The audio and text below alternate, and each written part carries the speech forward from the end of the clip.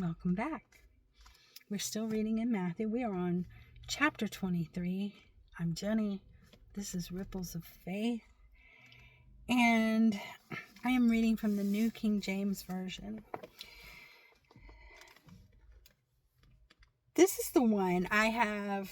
Did I put it here? I think I did. Yeah, the Seven Woes. He is really going to blast the Pharisees and all the other religious leaders in this one. And I wrote down the Seven Woes. I have a little insert thing in my Bible here about the Seven Woes, which I'll go over it at the end of the chapter so that you can know what I wrote on my notes. But anyway, here we go. Then Jesus spoke to the multitudes and to his disciples, saying, "The scribes and the Pharisees sit in Moses' seat. Therefore, whatever they tell you to observe, that observe and do, but do not do according to their works, for they say and do not do." So he's saying they're going to give you instruction. The instruction in and of itself is good, but they're not doing what they're telling you to do.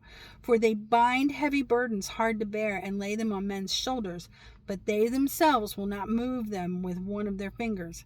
For all their works they do to be seen by men. They make their phylacteries broad and large, enlarge the border of their garments. So a phylactery is a little, now they're like boxes, I believe, that some of the Jewish men wear on their forehead and on their arms.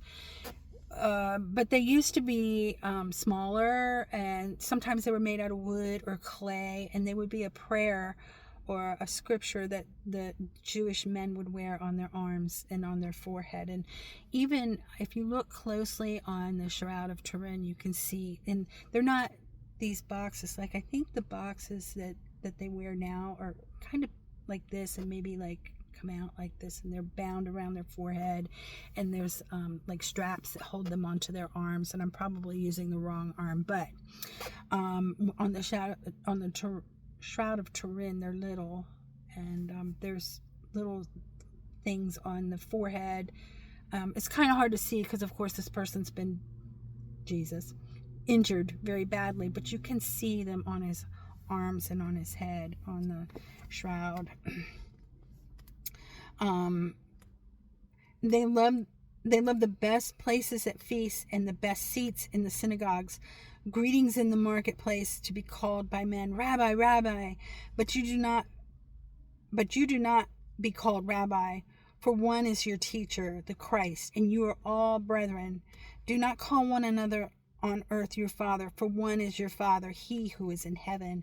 And do not be called teachers, for one is your teacher, the Christ, but he who is greatest among you shall be your servant.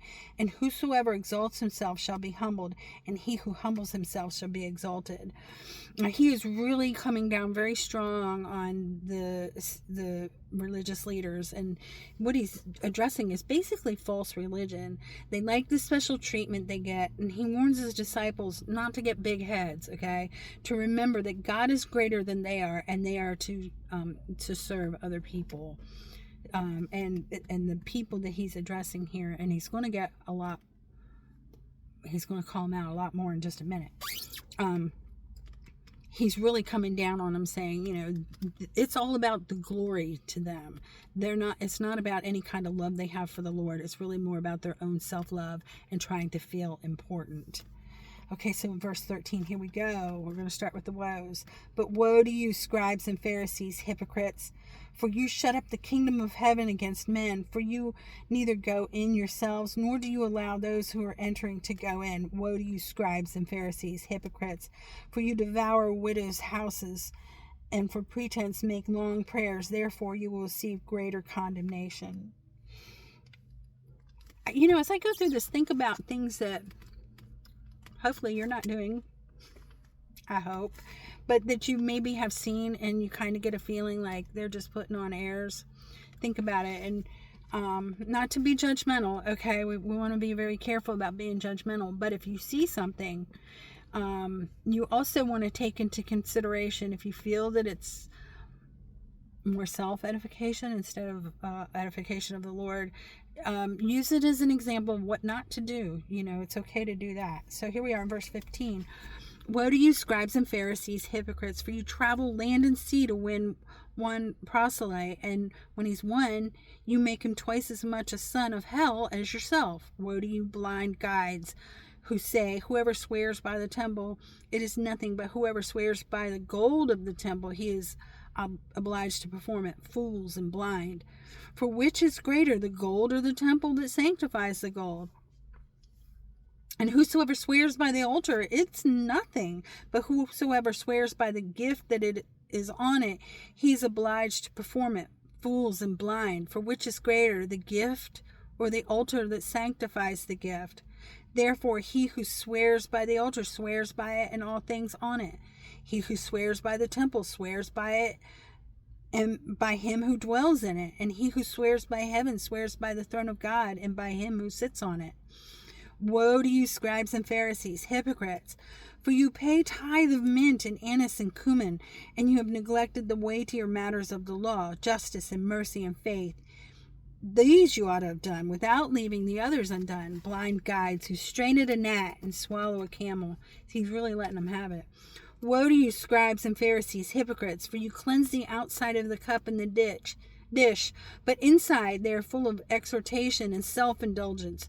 Blind Pharisee, first cleanse the inside of the cup and the dish, that the outside of them may also be clean too. Have you ever, like this picture right here, kind of gives me a creepy feeling, because I mean, would you eat out of a dirty dish? Would you wipe just the outside and still put your food on the inside? That's nasty, right? Woe to you, scribes and Pharisees, hypocrites, for you are like whitewashed tombs, which indeed appear beautiful outwardly, but inside are full of dead men's bones and all uncleanness.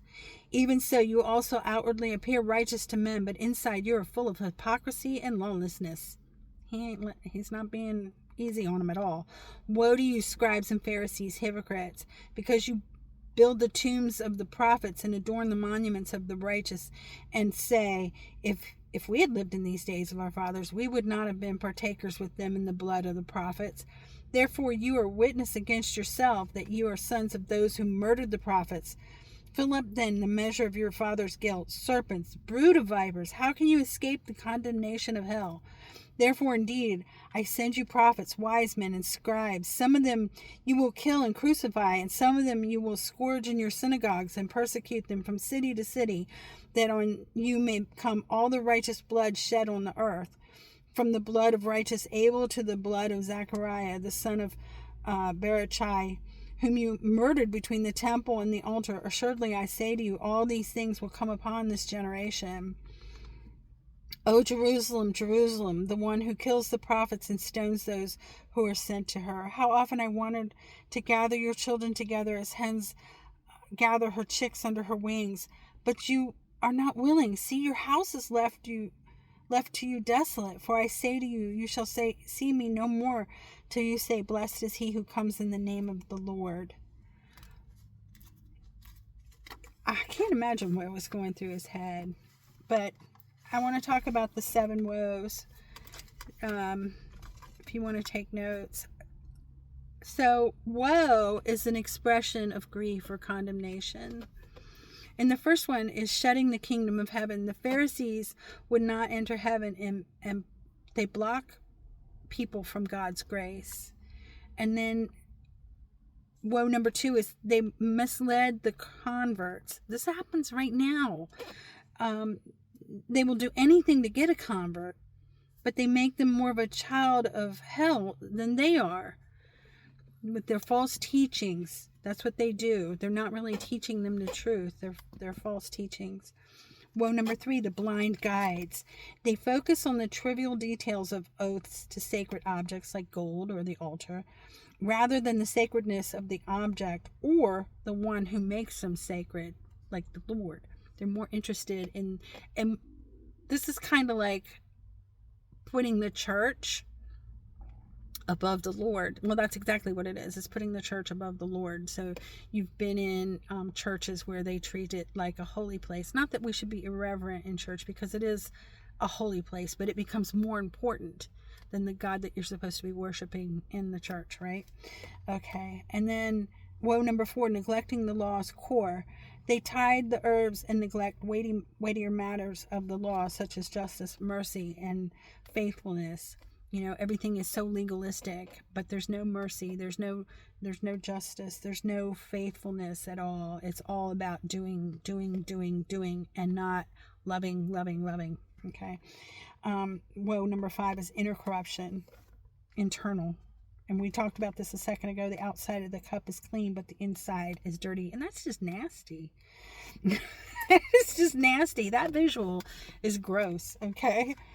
Woe number 6, the whitewashed tombs. Beautiful on the outside, but inside spiritually dead and unclean. And there's a lot of Christians, people who call themselves Christians, who are doing this. They act very holy. They know the scriptures forwards and backwards, just like these Pharisees did. They know a lot about the church, but they don't know God. And they're dead men's bones on the inside. And then woe number 7, they honor the past and kill the future. They claim they would not have persecuted their ancestors, the prophets, but they reject Jesus. Pretty deep.